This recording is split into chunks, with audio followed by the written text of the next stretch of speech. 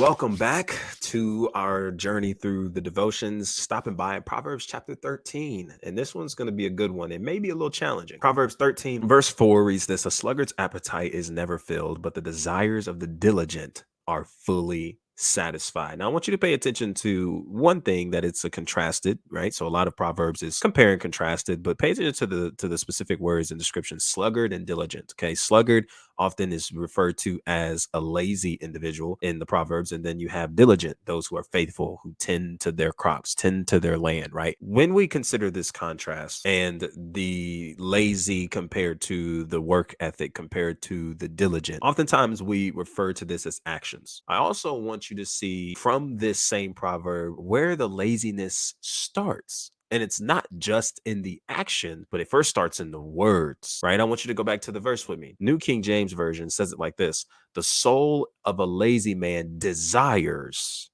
and has nothing, but the soul of the diligent shall be made rich. Desires, right? So in this aspect, I would connect desires to something that is verbally communicated, something that is wanted, something that is yearned for, and something that we all have, right? Whether we express our desires to one another or we just simply say, hey, that looks dope. I would want that. I wish I had that, right? How many times have we gone throughout the course of our life saying things of that matter? And nothing is wrong with the desire. Absolutely nothing is wrong. But that's ultimately where the action of laziness can potentially creep in, is looking at things that we desire. That's a relationship, a certain amount of money, we want a platform, but we really don't have a recollection of what's required of us to get there and maintain it. Then amounts to nothing, resulting in the actions, the behaviors, the lifestyle of a lazy person. And what we ultimately learn from this entire proverb is that God just simply doesn't bless laziness. And we have to be mindful of a lot of the words that we speak, a lot of the things that we say we're going to do, say we're going to be, say we're going to have, and yet we ultimately have no results to show that we meant what we said. It's kind of almost like looking to engage on living a life of being double tongued, saying one thing and doing another. I'm kind of reminded of James chapter 5, verse 12 in this same proverb. Let's go to it. But above all, my brethren, do not swear either by heaven or by earth or with any other oath, but let your yes be yes and your no be no, and your no, no, lest you fall into judgment. And so I kind of like to take that truth of your yes meaning yes and your no meaning no to the aspect of your words and how they are inconsistent and incongruent with your deeds. And oftentimes we can find ourselves in these places easily. I know I've literally lived a life where that was something that was so consistent. I would say I would do this, I'd say I'd be here, and I wasn't. And it's, to be honest, something that I'm still growing in. And with this connection, I just ultimately want to get over to you. We want to be willing to be mindful of the statements we make, the words we say, the commitments that we verbally express without understanding what's required of us to ultimately uphold and maintain the words that we speak for it to match our deeds. And a lot of times, laziness is beginning with your words that then show up in your actions. And I ultimately relate this to relationships in the context of our channel here as well, because it's possible that your relationships are taking a hit simply because you say a lot of good things. You say a lot of the right things, and yet no action follows up off of it. And then you kind of wonder why all the uncommunicated expectations start showing up and they bubble up in different ways, fester up, and all of a sudden it becomes this huge problem in the end, right? Because there were some things that were expected that didn't happen, some things you said you do that you didn't do. And it's interesting how our minds keep track of that. Keeps track of that, and it almost begins to try to wire us into convincing ourselves that, man, you're not going to do it. You say you're going to do it, but you're not going to do it, right? And so to overcome that, we take one step at a time. We start small and we allow those small actions to compound into this huge, massive change and turnaround for our lives over time, because we've proven to ourselves one step at a time that, hey, I can actually do what I say I was going to do, be where I say I was going to be, and not be lazy in my words. That then translates to laziness in my actions. And not only does this relate to your relationships with others, relationships with yourself, but this also has a glimpse into your relationship with God. Because if we're being honest, there's some Christians who reflect this, where we say we want to be like God in this aspect. We say we want to be like Christ with our lives, but yet nothing changes. Ultimately become lazy spiritually just as Solomon describes such laziness and how it can happen physically. So the question that is remaining for us to really chew on leaving this devotional is, what is your work ethic like? And more importantly, what are the results behind the work ethic or the lack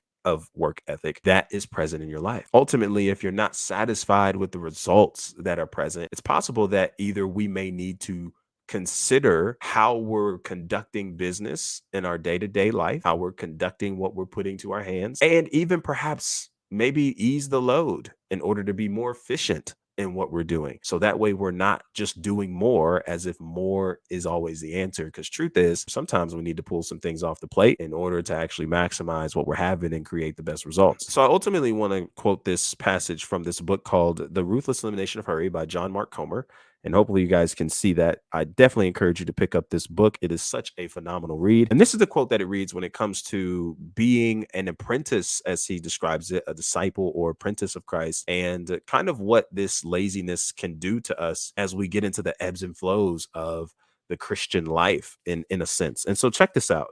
He says this on page 85 on the chapter of The Secret of the Easy Yoke. It's often quoted that the definition of insanity is doing the same thing over and over again and expecting different results. But that's exactly what we do. We get a vision of the kind of life that is possible in Jesus. We go to church or read a book or listen to a podcast. We catch a glimpse of the kind of life we ache for, one of emotional health and spiritual life. Our gut immediately says, "Yes, God, I want that life." We head home from church with all the willpower we can muster and set out to exchange. But then we go right back to living the exact same lifestyle and nothing changes. It's the same cycle on repeat: stress, tiredness, distraction. We feel stuck yet again. And then we wonder, what am I missing? This method of change simply does not work. What does? Honestly, the solution is very, very simple. If you want to experience the life to the full of Jesus, his nonstop conscious enjoyment of God's presence in the world, all you have to do is adopt not only his theology and ethics, but also his lifestyle. Just follow his way, and that's it. And so with this, I want to just leave you off with something to chew on. Where is your work ethic? Where is your discipline? Where's your diligence? Where's your faithfulness?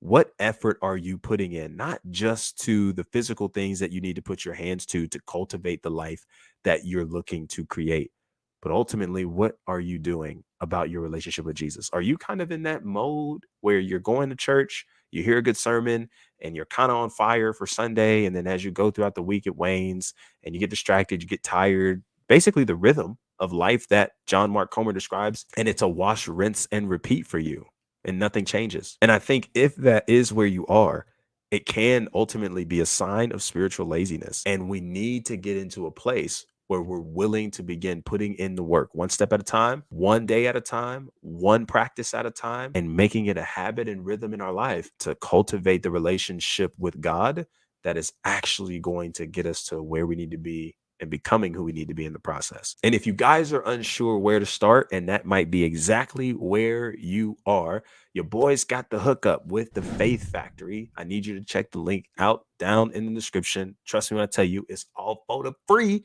And you get to be put on game on the Bible, how to read the Bible, the tools you need, and reading plans, worship playlists, sermons, specific pastors, apologists, all these kinds of things that you can check out to simply begin creating a rhythm in your life of building a relationship with God, learning how to defend your faith, and more importantly, reaping the fruits and benefits of being an apprentice or disciple of Jesus by actually living out the life that's behind the principles Jesus stands on and teaches. But how could you even know it if you ain't in it? And that's what the Faith Factory is for. Check out the link in the description. Again, photo free, all for your disposal as we head into the new year dedicated to building healthy, happy, whole, and biblical relationships with God, with ourselves, and with others in the process. So hey, listen, if you like this kind of content, be sure to subscribe, like this video, share this devotional with a friend who can benefit from hearing it. I love you guys so much, and until the next conversation, be easy and be breezy, my friend.